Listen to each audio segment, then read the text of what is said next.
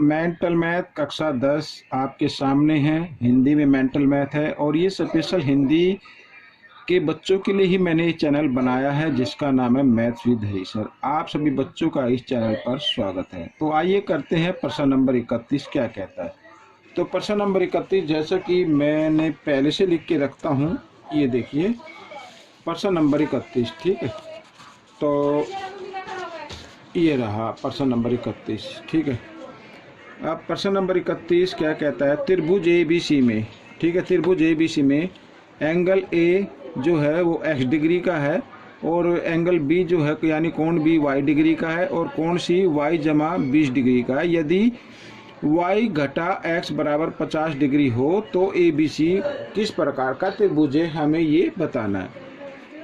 तो हम सभी जानते हैं बच्चों, त्रिभुज के तीनों कोणों का योग कितना होता है, 180 डिग्री होता है। तो यानी कोण A जमा कोण B जमा कोण C बराबर 180 डिग्री, ठीक है। तो A की वैल्यू है x डिग्री, B की वैल्यू है y डिग्री और C की वैल्यू दी हुई है y जमा 20 डिग्री, इस तरीके से, तो बराबर 180, ठीक है। अब देखो एक x है और एक y हो गए 2y, ठीक है। और ये 20 इधर जमा में इधर आकर ये घटा में आ गया, तो 180 में से 20 घटा देंगे तो 160 आ जाएगा। तो इस तरीके से मैं सीधा 160 लिख लिया, ठीक है। ये समझ में आया आपके। अब हमें दिया हुआ क्या है, ये देखो, ये तो हमारा मान लीजिए पहला समीकरण हो गया। और जो दिया हुआ यानी y के नीचे y लिखना है, ठीक है। y के आगे कोई निशान नहीं तो जमा कर लगाना है, घटा x इस तरीके से और बराबर 50 डिग्री, ठीक है। अब हम इनका कर देते हैं, इनको घटा देते, तो ये जमा घटा ये तो घट गए, 2y और 1y होते 3y और बराबर, और इधर किया तो 210 आ जाएगा बच्चों, ठीक है। y का मान निकाल लेते हैं, तो y का मान क्या होगा, यहीं पे काट दो, 3 एकम 3, 3 सत्ते 21, 0 की 0, तो y बराबर आ गया 70 डिग्री, ठीक है। अब y 70 डिग्री है तो अब x का मान और निकाल लीजिए, x का मान और निकाल लेते हैं बच्चों, या आपको x का मान निकालने की जरूरत है, हमें तो पूछा है किस प्रकार का त्रिभुज है, तो कोण C से ही आ जाएगा। कोण C बराबर है y की जगह y का मान और जमा 20 डिग्री, इस तरीके से। तो कोण C बराबर कितने का आ गया, 90 डिग्री आ गया। आप जब जिस त्रिभुज में एक कोण 90 डिग्री का हो तो वो समकोण त्रिभुज होता है बच्चों। कौन सा होता है, समकोण त्रिभुज होता है, ठीक है। यह एक समकोण त्रिभुज है। तो ये प्रश्न आपका हल हो गया। अब करते हैं प्रश्न नंबर 32, ठीक है। प्रश्न नंबर 32 क्या कहता है, देखो, मेघा के पास केवल 1 रुपये व 2 रुपये के सिक्के हैं। यदि कुल सिक्कों की संख्या 50 है और उसके पास कुल धनराशि 75 रुपये है तो 1 रुपये व 2 रुपये के सिक्कों की संख्या बतानी है अलग अलग। सबसे पहले हम इसमें मान लेते हैं, माना 1 रुपये के सिक्कों की संख्या, माना 1 रुपये के सिक्कों की संख्या क्या है, x, ठीक है। और इनकी कीमत क्या होगी, x, 1 के तो 1x ही होगी, ठीक है। और यानी गुणा कर देते कीमत निकालने के लिए, और 2 रुपये के सिक्कों की संख्या, तो 2 रुपये के सिक्कों की संख्या हम y मान लेते हैं और इसकी कीमत कितनी होगी, ठीक है। 2 रुपये के सिक्कों की संख्या y होगी और 2 रुपये के सिक्कों की कुल कीमत क्या होगी बच्चों, तो वो हो जाएगी 2y, ठीक है। जितने भी सिक्के हों और जिस रुपीज़ के हों उससे गुणा कर देते तो कीमत आ जाती है। तो ये 1 रुपये के सिक्के आ गई, और क्योंकि मैंने इसका अलग लिखा नहीं, आप चाहे तो लिख सकते थे। 1 रुपये के सिक्कों की कुल कीमत क्या होगी, 1, अगर x को 1 से गुणा करेंगे तो x ही आएगा, तो इसलिए ये आ गया, ठीक है। अब देखो कुल कीमत कितनी है, 75 रुपये। यदि हम 1 रुपये के सिक्के जमा 2 रुपये के जो सिक्के की कीमत है वो और 1 रुपये के सिक्कों की जो कीमत है वो, उन दोनों को जमा कर दे तो कुल 75 रुपये बनते हैं। ये हमारा पहला समीकरण है, ठीक है। ये क्या है, पहला समीकरण। अब देखो इसमें क्या लिखा है, यदि कुल सिक्कों की संख्या 50 है, कुल सिक्कों की संख्या का मतलब 1 रुपये के सिक्कों की संख्या जमा 2 रुपये के सिक्कों की संख्या कुल कितनी आती है, 50 है। तो ये 50 मैं इधर लगा देता हूँ, ये समीकरण 2 हो गया, ठीक है। अब क्या करना, घटा देना है आपको। तो घटाने के लिए घटा का निशान लगा देंगे, इधर भी घटा का और इधर भी घटा का। तो ये घटा जमा, ये तो घट गए। अब 2y में से 1y घटाएंगे तो 1y बचेगा, और 75 में से 50 हम घटा देंगे तो कितना बचेगा, 25। इसका मतलब क्या हुआ, y क्या था, 2 रुपये के सिक्कों की संख्या। तो 2 रुपये के सिक्कों की संख्या तो निकल गई आपकी 25। अब इस y के मान को समीकरण 1 में रख दो, ठीक है, तो x का मान भी आ जाएगा। आइए लिख लेते हैं, y का मान समीकरण 1 में रखने पर, ठीक है, y का मान समीकरण 1 में रखने पर ये x जमा 2, y की जगह y का मान रख देना है 25 बराबर 75, ठीक है। और यहाँ पर देखो x बराबर जमा 25 दूनी 50 हो गया बच्चों, बराबर 75, ठीक है। अब 50 इधर जमा का इधर आकर घटा का हो जाएगा, तो x बराबर 75 घटा 50। तो इसका मतलब 1 रुपये के सिक्कों की संख्या भी कितनी आ गई, 25 आ गई, ठीक है।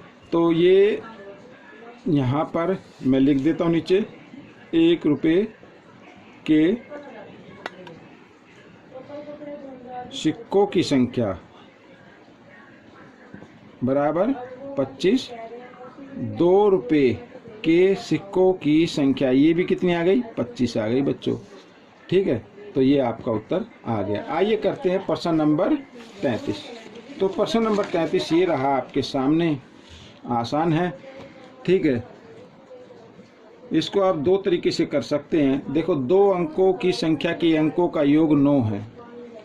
अगर आपके क्विज में पार्टिसिपेट करते हैं तो जो तरीका मैं बता रहा हूँ उससे कर सकते हैं। देखो, 1 और 8 इन दोनों का योग क्या होगा, 9 होगा। एक तो ये हो सकता है, 2 7 ये भी हो सकता है, 3 6 ये भी हो सकता है, और 4 5 ये भी हो सकता है, ठीक है। बाकी तो फिर 5 4 आएगा, ठीक है। फिर यही नंबर दोबारा आ जाएंगे, यानी ये जो इकाई का अंक है ये आगे आ जाएगा और ये जो दहाई का अंक है ये पीछे आ जाएगा। अब देखो बच्चों, करना क्या है, अब लिखा है कि अंकों का योग 9 है, सब में है। अब लिखा है कि 27 जोड़ने पर अंकों के स्थान बदल जाते हैं। अगर हम इसमें 27 जमा कर दें, सब इसमें भी 27 जमा कर दें, और इसमें भी 27 जमा कर दें, और इसमें भी 27 जमा कर दें, तो इनके अंक बदलने चाहिए। अंक बदलने का मतलब ये है कि इकाई पर अब 8 है और दाईं पर क्या 1, फिर इकाई पर ये 1 इधर आ जाना चाहिए, 8 इधर आना चाहिए। आइए जमा कर लेते हैं, 8 और 7 15, ठीक है, हासिल 1, 2 और 1 3 और 1 4। तो ये तो नहीं हुआ बच्चों, 27 जमा करने पर इसके अंक तो नहीं बदले हैं, ये तो नया ही अंक आ गया।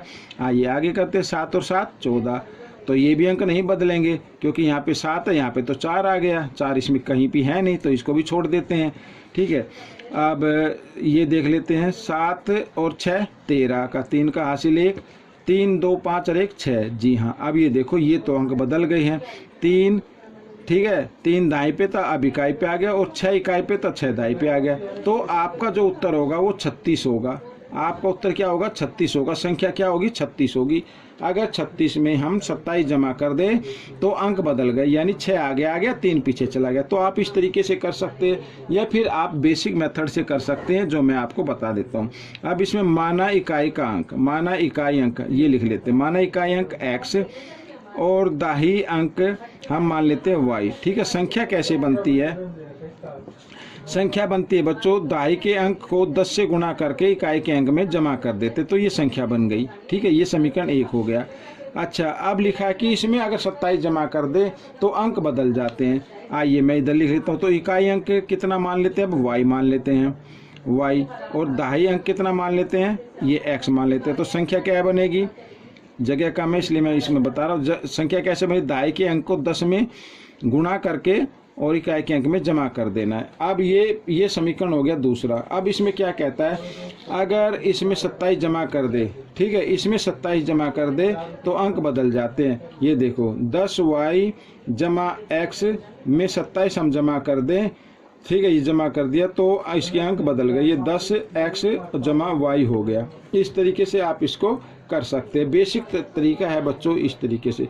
और एक तो इससे ये एक इक्वेशन आ जाएगी आपकी, इससे इक्वेशन आ जाएगी, x को भाई एक तरफ ले जाएंगे। आइए मैं ले ही लेता हूँ, तो शॉर्ट में बताता हूँ। देखो, इधर 1x है और ये 10x है, ठीक है। लेफ्ट साइड में लेके आओ, तो ये घटा का हो जाएगा, और घटा जमा घटा होते हैं, बड़ा नंबर घटा का आएगा तो घटा 9x आ जाएगा बच्चों इस बार। ठीक है, y का देख लेते हैं, ये 10y है और ये क्या है, जमा y है बच्चों, जमा, तो इधर आकर घटा y हो जाएगा। तो 10 में से एक y घटाएंगे तो जमा 9y आएगा, क्योंकि बड़ा नंबर 10 है। और ये 27 को आप ले आओ इधर, ठीक है, घटा 27 हो जाएगा। तो इस तरीके से ये 9 से भी भाग हो रहे हैं, तो घटा x और ये जमा y और यहाँ पर घटा 3, तो ये आपका पहला समीकरण बनेगा। और दूसरा समीकरण तो इसमें दिया हुआ है, ठीक है, अंकों का योग क्या है, यानी अंकों का योग जो हम मानते हैं, ये इकाई, ये इकाई हो गया, ये दहाई होगा, इनके अंकों का योग क्या है, 9, ये समीकरण दूसरा हो गया।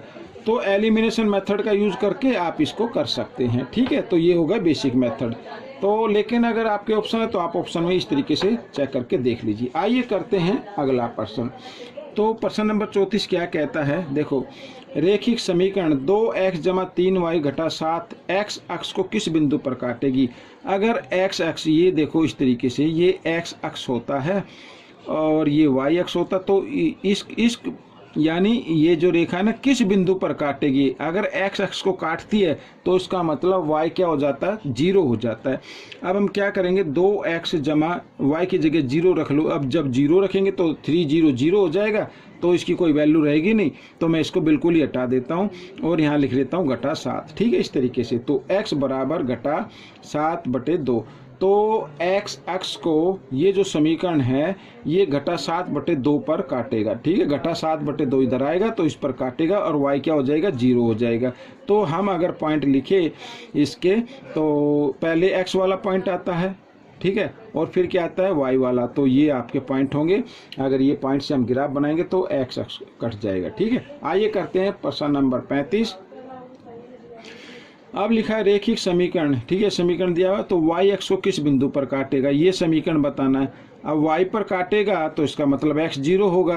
अब x 0 होगा तो x की जगह 0 रखे तो 3 0 0, हटा देते हैं इसको, तो बाकी क्या बचा, घटा 7y बराबर 5, ठीक है, y बराबर 5 और घटा का निशान इधर लगा दीजिए आप, और बटे में 7 इस तरीके से, क्योंकि 7 गुणा में इधर आकर ये भाग में आ जाएगा। तो y को घटा 5/7 पर काटेगा, यानी नीचे, ठीक है, और x का पॉइंट क्या होगा, 0 होगा, और y का क्या होगा, घटा 5/7 इस तरीके से। तो ये आपका उत्तर आ गया। तो बच्चों ये वीडियो कंप्लीट हो गई है। आपको ये वीडियो कैसी लगी मुझे ज़रूर बताएं, और इसमें से सीखकर दूसरे को सिखाना है, ताकि आपके अच्छे मार्क्स आ सके, अच्छी रैंक आ सके। मिलेंगे अगली वीडियो में, तब तक के लिए धन्यवाद।